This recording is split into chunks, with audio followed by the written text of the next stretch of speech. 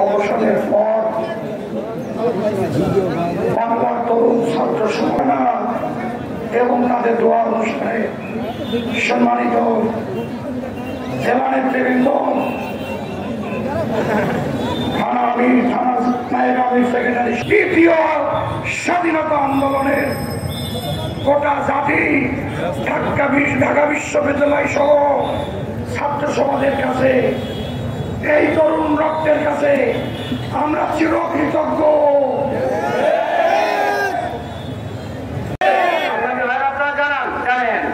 এমন শোষণ চালিয়েছে আর একটা পক্ষকে যত সুবিধা দিয়েছে, কি সুবিধা?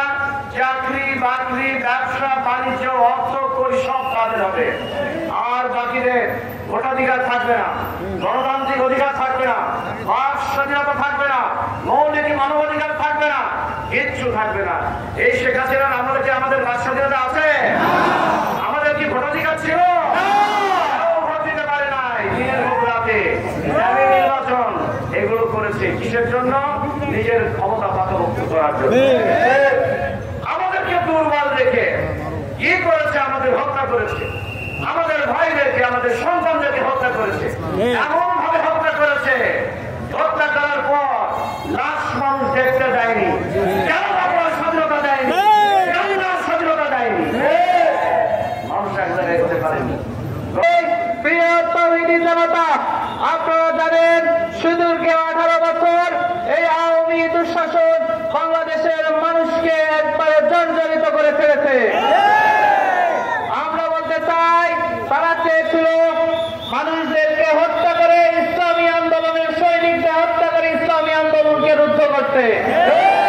আল্লাহ তাআলা বলেছেন, আমাকারু ওয়া মাকারুল্লাহ আল্লাহু খায়রুল মাকিরিন।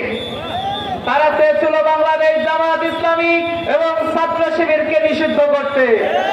বাংলার জনগণ তাদেরকে নিষিদ্ধ করে ফেলেছে।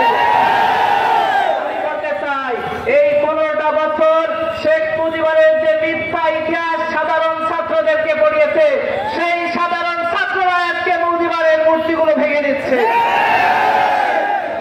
আমি আরো বলতে চাই, আজকে মাওলানা দেলাওয়ার হোসেন সাইদির কথায় সুর মিলিয়ে বলতে চাই।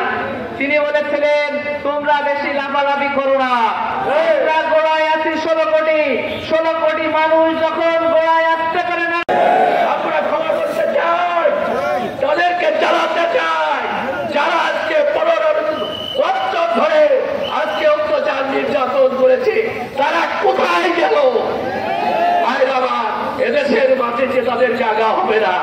অতএব আছে, আমরা আগামী দিনে এই দেশকে উজ্জ্বল করার জন্য আজকে আমাদেরকে দেশপ্রেমে উদ্বুদ্ধ হয়ে আল্লাহর দ্বীন কায়েমের দৃঢ় শপথ গ্রহণ করে আমরা এগিয়ে যেতে চাই। সম্মানিত ভাইরা আমার, আমি আপনাদেরকে ধন্যবাদ জানিয়ে আমার বক্তব্য এখানে শেষ করছি। খুদা হাফেজ। বাংলাদেশ জামাত ইসলামী বাংলাদেশ সকলকে ধন্যবাদ। আসসালামু আলাইকুম ওয়া রাহমাতুল্লাহ। আপনারা আন্তরিকতার সাথে আপনারা দায়িত্ব পালন করেন। আমাদের প্রোগ্রামে অংশগ্রহণকারী জামাত ইসলামী একটি শান্তিকামী সংগঠন হয়ে মিটিং করবে, কোনো পুলিশ লাগবে না, একটা আনসারও লাগবে না। আবারও আমি স্মরণ করাচ্ছি, কোন রকম বিশৃঙ্খলা কিন্তু সহ্য করা হবে না। ভাইদেরকে আমি দৃষ্টি আকর্ষণ করছি।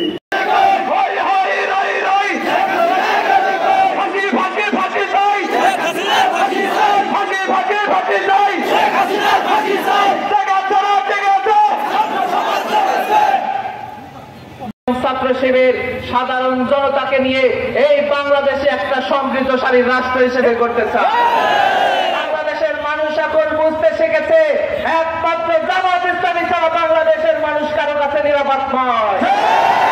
আগামী দিনের দেশ জামাত ইসলামীর দেশ, আগামী দিনের দেশ ইসলামের দেশ।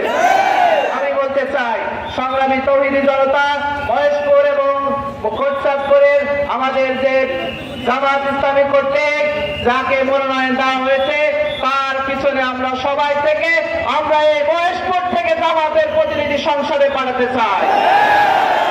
তৌহিদি জনতা, আমি সর্বশেষ বলতে চাই, এখনো যারা আওয়ামী লীগ সরকার যমুনার তীরে আমরা শিবির গড়েছি, পদ্মা মেঘনা যমুনার তীরে আমরা শিবির গড়েছি, পদ্মা মেঘনা যমুনার তীরে আমরা শিবির গড়েছি। থাকবে কথা বলেন ঠিক না, কিন্তু তোমাদেরকে মনে রাখতে হবে বাংলাদেশ জামাত ইসলামী এবং বাংলাদেশ ইসলামী ছাত্র শিবির থাকে। আমির হিসেবে আমার জামাতের সমস্ত আব্দুল মালিক উকিল সাহেব তিনি বলেছিলেন শতাব্দীর শ্রেষ্ঠ